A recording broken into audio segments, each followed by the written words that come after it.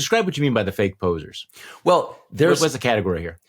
So the category here is watch what the politician does, not what they say. And the specific thing is when there is a negotiation in Congress about we'll give you this if you give us that, right?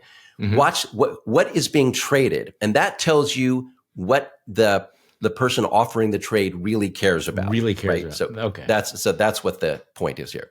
Okay, so let's play Tom Cotton. We want to help Ukraine resist Russia's war of unprovoked aggression. Good. So in return for providing additional funding for Ukraine, we have to have significant and substantial reforms to our border policy, specifically asylum and parole, the processes that are being abused at our border for millions of illegal migrants to come in this country over the last 3 years.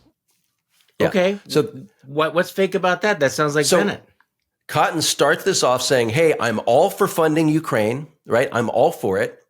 But in exchange for funding Ukraine, you have to give us changes to border policy. Right. That's an acknowledgement, and not an explicit acknowledgement. That's a tell that he doesn't really. I mean, if you really think it's urgent to fund Ukraine, you fund Ukraine.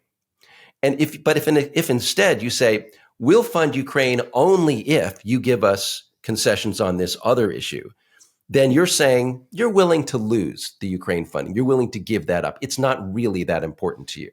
And that is the position of a lot of Republicans now, including Lindsey Graham, who claim to be supporters of Ukraine, but are willing to use it as leverage to get something else. And if they don't get the concession on the other thing, there's not going to be Ukraine funding. Or it's just a negotiating tool. I mean, this sounds like you're saying it's fake posing. It sounds like politics is broken out in Congress. No. I think if you, Charlie, there's going to have to be a deal, right? I mean, there's going to have, it's give and take. You want Ukraine, give us this. And at some time in the room, they're going to go, okay, so we all want Ukraine. What is it going to take? Let's come up with this deal. We get the Ukraine aid. We all get the Ukraine aid. And we come up with a border idea we like, right? Isn't that a win-win scenario? Is that terrible?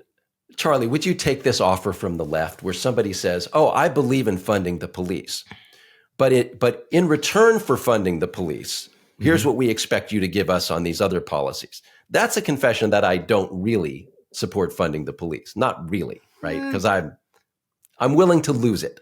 I'm not, I mean, if I really care about it, I just do it.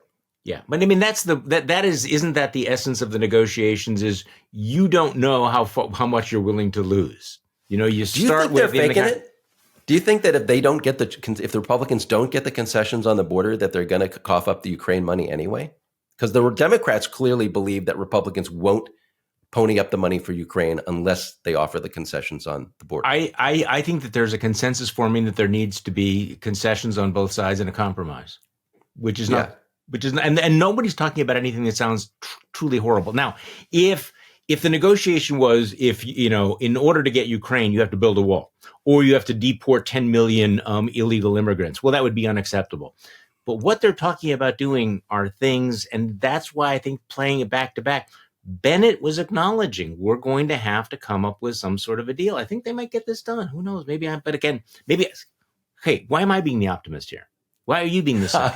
I don't know. Okay, so Ken Buck, who I'm still trying to figure out, Ken Buck, who's been calling out his colleagues on the election lies and is leaving Congress.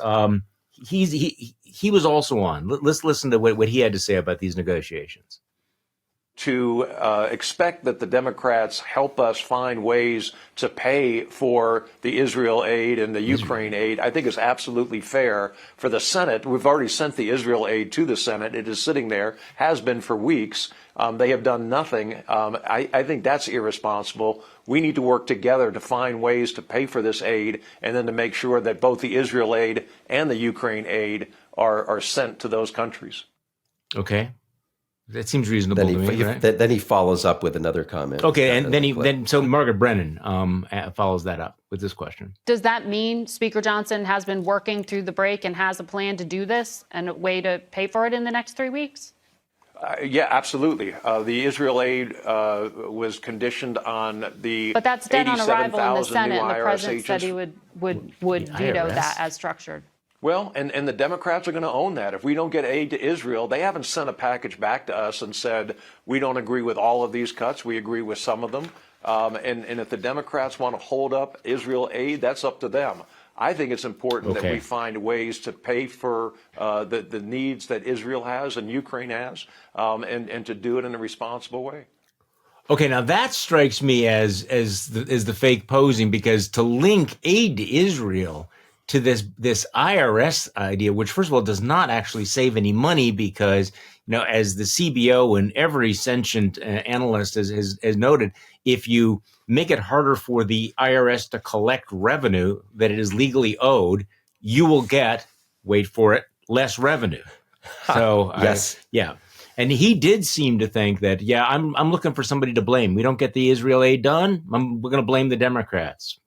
Right. No? Right. Yeah. He says, we really care about the aid to Israel, but then he says, that's a good example. We've attached the IRS thing. And then he's that line where he says, the Democrats are going to own that if we don't get the Israel money. That says he's using the Israel money, he and the other Republicans, as a tool to score a political point against the Democrats. So again, if you want to fund Israel.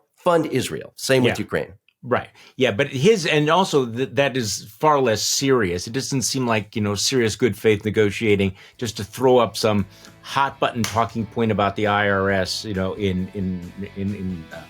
in exchange.